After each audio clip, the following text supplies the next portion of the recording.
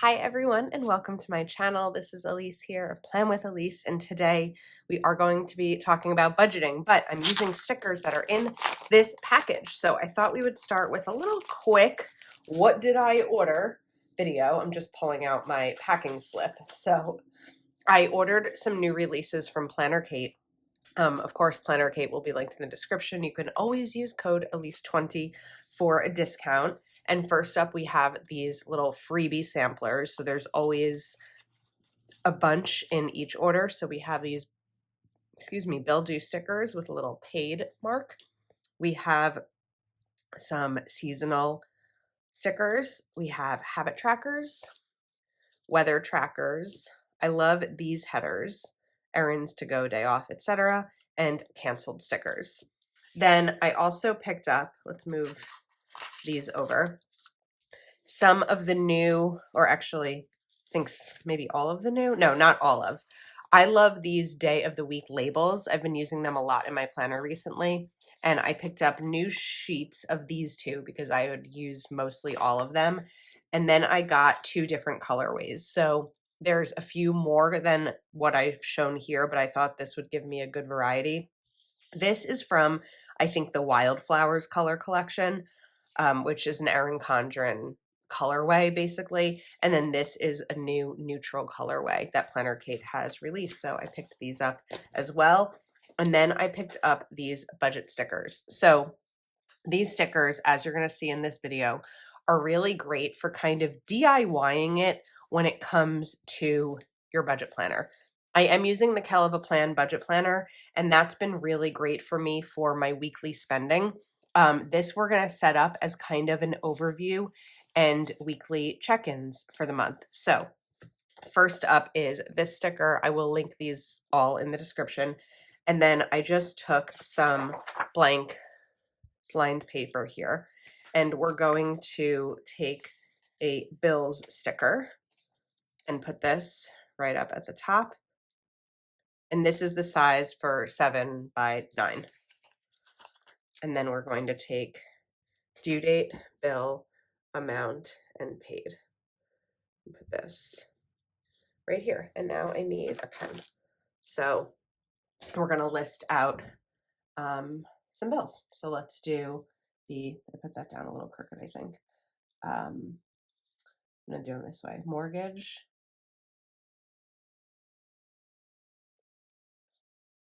HOA, Venmo. I have a Venmo credit card, which is, I feel like most people don't have a Venmo bill, so that could be confusing. Capital One, Amazon. I also have an Amazon credit card. Geico, Optimum, PSEG, which is New Jersey's electric, Verizon,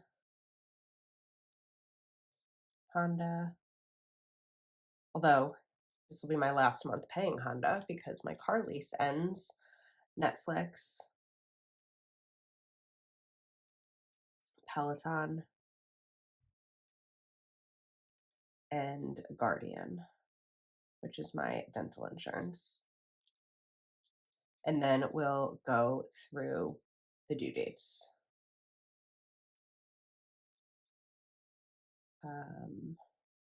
17th. It might annoy you that these are a little bit out of order, but it's okay. This is the order that they're in my regular bill pay tracker. 30th, 3rd, and 30th. And then we can put the amounts over here. So for mortgage, we have 336,195, HOA 450. Venmo, Capital One, and Amazon are going to vary because those are credit cards, so that changes each month with the usage. Optimum is 70. PSE&G also changes each month with the usage. Verizon is 149.65. Honda is 338. Netflix is 15. Peloton is 44. And Guardian is 21.35. And then when these are paid, I can mark paid. There's also some additional sticker strips if I wanted to use those. So another thought I had here was separating this like this, and then listing out some Plan with Elise bills. So I do have some other Plan with Elise bills that I don't typically consider as part of my regular ones because they just come out of my Plan with Elise business account. But an example of that would be the first I have Intuit, and I don't remember the price, but that's for my QuickBooks. But I'd have to write down the price. And then what was one more that popped into my head? iCloud storage. And I consider that a Plan with Elise bill because most of my storage is used up by Plan with Elise types of things. So, and then April, I'm going to also have taxes because I pay them quarterly. So those are different ways that if you don't have a full amount of space, or if you have more bills, let's try this again. If you don't fill up this whole space with your bills and you wanted to use others, there may be something else you could do, or you could even just write, like, I don't know, you could decorate it. So, but this is a good way to use a page like this. So we have bills. Then we are going to take the budget sticker. This one I'm going to put over here. And I love this black and white. These do come in more like other colors, more decorative if you want them, but I also like the black and white version. Okay, so paycheck number 1. Paycheck number, all right, we have room for 5 paychecks on here, which is good because I think I actually have 5 paychecks in April. And then we have, I'm trying to figure out the best way to put these down. That one is a little bit off. There we go. So paycheck number 1. Here's where I'm confusing myself. I'm trying to figure out where this goes, like whether this goes up at the top like this. I have to move that over more.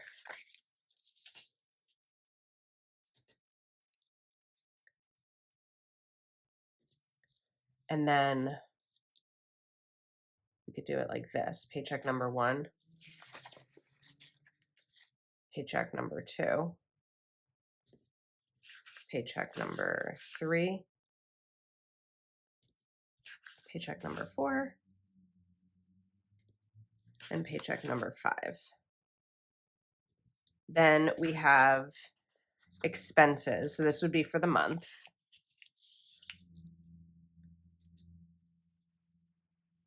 So we'll put this down a little bit to give it some extra room.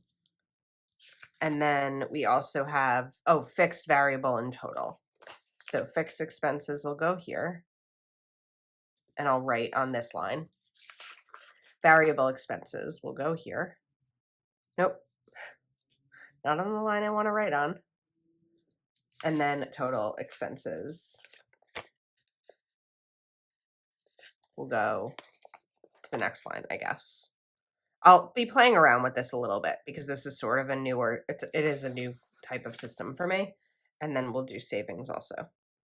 So this is going to be kind of the budget overview. I have already drafted out my budget for the month at the time of filming this, but those aren't numbers that I want to share. Maybe eventually we'll do actual numbers in my budget again. But for right now, that's something I'm keeping for me. Okay, now we have weekly check-in. This is probably my favorite sticker of all of them because I talk about this a lot more on Patreon. I haven't done as many budgeting videos recently, but there is a difference between budgeting and expense tracking. If you're just writing down what you're spending and you're not even really evaluating it or looking at it, you're pretty much just expense tracking. You're not budgeting. But by doing categories and evaluations, this is going to really help budget-wise because at the end of the first week, I can see a category, let's say food, what the category is, what I spent, and what's remaining in that budget category. I budget for food weekly because I'm paid weekly, but I do an overall budget for the month. And so being able to evaluate that is really, really important. I'm going to kind of just guess how many I'll need. I'm trying to think. I usually spend in like 4 or 5 categories a week. So I'm going to give myself a couple of separations of lines down here. And then, oh, we have 5 weeks. Okay, I need to be mindful about this. The other great thing about PlannerKate stickers, of course, is that these are, I can move them. So if I need more space, I can easily just lift these up and move them. And then we're going to do the totals down here. I could also use the back of this page. So again, the idea here is week 1, you budgeted $30 for planner supplies. So planner supplies goes here, but you spent $28 on planner supplies. $28 goes here. Remaining is $2. So going into week 2, you'll look at your remaining to see what you have left spending wise. Okay, now we have 3 more here. The first one is sinking funds. And a sinking fund is money that you set aside for a specific purpose. So it's basically like savings, but it's saving for something that you know will happen. Sometimes you know when it'll happen, sometimes you don't. There's 2 examples I always like to use. One is Christmas. If you celebrate Christmas, you know when Christmas is coming. It is the same date every year. You can set aside a little bit of money each month leading up to Christmas so you're not scrambling right beforehand to save, and you're not going into debt because you're saving each month. The other one is you don't know when it's going to happen, but you know it's going to happen. So if you have a car, at some point you're going to need maintenance on the car, maybe even an oil change, or I've spent money on tire replacement, things like that. So you save for it, even if you don't necessarily know when it's going to happen, but when it does happen, you now have that money set aside. So the sinking fund categories I currently have in my budget right now. And I keep my sinking fund money. I keep about 85% of it in a high yield savings account. I use Ally. About 15% I keep in my regular savings account that I can access immediately and transfer funds over. The reason I do it that way is it can take a few days for it to process. So if I have an emergency and I need some of that sinking fund money, it would take a few days to get from Ally Bank to my regular bank. So that's why I keep about 15% in my bank as like a cushion, but the other 85% I have earning interest because it's just sitting there. So it may as well earn the interest. So sinking fund categories. I'm going to give myself a little, do I give space? Maybe not. Let's write car maintenance,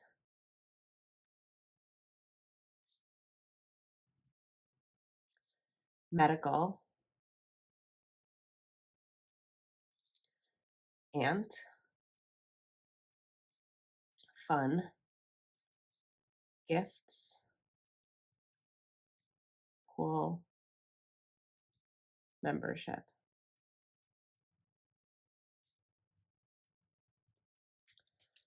I'm trying to think if there's any other active sinking fund categories I have. I'm going to open up my budget spreadsheet real quick. My budget spreadsheet is where I keep track of the sinking funds typically because I want to know like what I have in each category. So there's other savings that I have, but I don't really consider those sinking funds. So these are my categories right now. Now, let's talk about what I'm starting with. So if I look into my car maintenance sinking fund, I have $1160 in there. My medical sinking fund, I have $400. My aunt sinking fund, which is for when I'm with my niece and nephew and spend money, I have $70. Oh, I forgot one. Home. This is just stuff for my house. So maybe it's decor, maybe it's paper towels. It's just stuff for the house.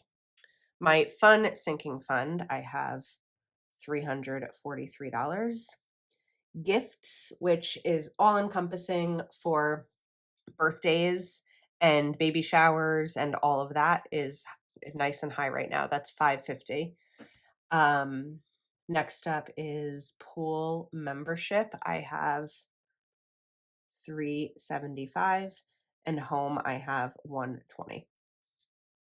And then I can note here adding to it or subtracting from it. So as I'm doing this, I'm realizing I sort of did it wrong, because did I do this wrong?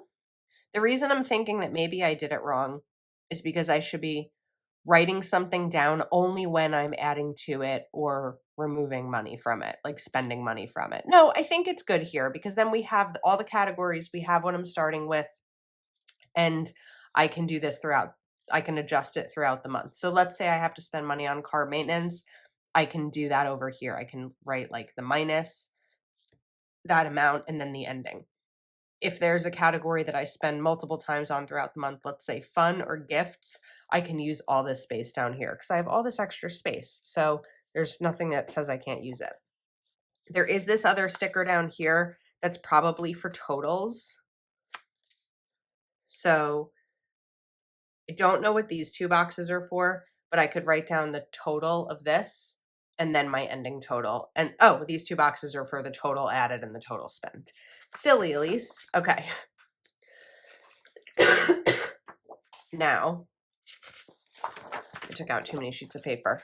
The final two are spending tracker and savings tracker. So I'm going to, or these aren't the only stickers. These are the stickers I ordered because they're the stickers that apply to my budget. But there's also a transaction log.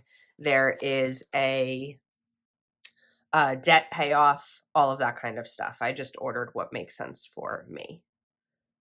But I didn't want to do a transaction log because that's more, it's like a little fly or something. That's more for like check register, I think, or transactions my bank account. And I didn't need to do the debt one because I don't have any debt. I don't hold a credit card balance from month to month. And then we can put the totals down here. Then we can, so savings tracker, things that I'm saving for. This, I guess, is just generic savings, because what I also do is I save for certain categories, like paying off my car or buying my car when my lease ends. Generic savings, like an emergency fund. I'm saving to pay extra mortgage payments this year. I want to save two.